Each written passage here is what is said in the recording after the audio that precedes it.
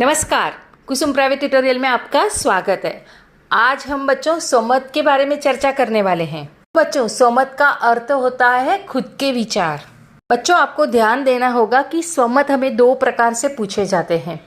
एक स्वमत होता है जो सिर्फ खुद के विचार के अनुसार हमें लिखना होता है, और दूसरा जो स्वमत होता है जो पाठ में चर्चा की गई होती है। जो सब्जेक्ट की, जो विषय के बारे में हमें बताया जाता है, उसके अनुसार हमें स्वमत पूछा जाता है। ठीक है। बहुत सारे बच्चे ऐसे होते हैं जो स्वमत को अटेम्प्ट नहीं करते हैं, या तो सोचते हैं कि हम बाद में लिख लेंगे उसको। लेकिन बच्चों, ये सोच हमें नहीं रखनी है। हम आज उसके ऊपर ही चर्चा करने वाले हैं, स्वमत को कैसे इजी करा जाए। उसके लिए पहले जो स्वमत का हमें प्रश्न पूछा जाता है, उस प्रश्न को हमें ध्यान से पढ़कर उसको समझना होगा, और उत्तर भी हमें अपने शब्दों में लिखने होंगे। भाषा शैली का और जो हम प्रस्तुतिकरण करते हैं, मतलब जो हम प्रस्तावना करते हैं, जो हम प्रेजेंट करते हैं, जो प्रेजेंट का जो हमारा प्रवाह होता है, उस पर हमें ध्यान देना होगा। जो हमारा उत्तर होता है, वो उत्तर हमारा फ्लो में होना चाहिए। बच्चों, एक ही वाक्य को हमें दोबारा वापस नहीं लिखना है। आज गुड न्यूज़ है, आज से हम 10th स्टैंडर्ड का जो हिंदी है के सारे जो लेसन हैं उसकी सीरीज में लाने वाली हूँ। सके उतना मैं काम आपके लिए आसान करने वाली हूँ। पहले जो भी पोयम या जो भी लेसन या जो भी रैपिड है, उनका सारा आपको मैं सार बताऊंगी, अर्थात उसका सारांश बताऊंगी। उसके बाद हम स्वमत करेंगे। इस तरह से आपका जो उत्तर लिखने का तरीका है वो भी बदल जाएगा और आप आराम से उत्तर लिख सकेंगे।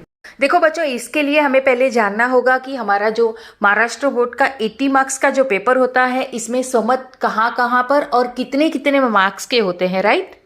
तो पहले होता है प्रश्न नंबर 1। तो बच्चों, पहले गद्य विभाग होता है। गद्य विभाग में अपठित होता है, आपठित होता है, और जो ई प्रश्न होता है वो अपठित होता है, राइट। जो पहला अ होता है उसमें 2 मार्क के लिए पूछा जाता है स्वमत। आ में भी 2 मार्क के लिए पूछा जाता है, और अपठित गद्यांश होता है उसमें भी हमें 2 मार्क के लिए प्रश्न पूछा जाता है। तो टोटल बच्चों आपको समझ में आया, 6 मार्क के लिए स्वमत होता है। और आगे हमारा पद्य विभाग होता है। पद्य विभाग में स्वमत नहीं पूछा जाता है। तो इससे बाद होता है प्रश्न नंबर 3, जो हमारा रैपिड होता है। रैपिड में भी हमारे 2 प्रश्न होते हैं, अ और आ, और अ में भी 2 मार्क के लिए पूछा जाता है, और आ में भी 2 मार्क के लिए स्वमत पूछा जाता है। तो बच्चों, यहाँ पर भी आपको पता चला कि 4 मार्क्स के लिए स्वमत पूछा जाता है। तो टोटल बच्चों आपको 10 मार्क के लिए स्वमत पूछे जाते हैं। तो बच्चों, मैं बहुत एक्साइटेड हूँ। तो अगले वीडियो में हम देखेंगे कि हम स्वमत कैसे लिखेंगे। तो इस तरह से हम ये सीरीज चालू करने वाले हैं। मिलते हैं हम अगले वीडियो में, तब तक के लिए धन्यवाद।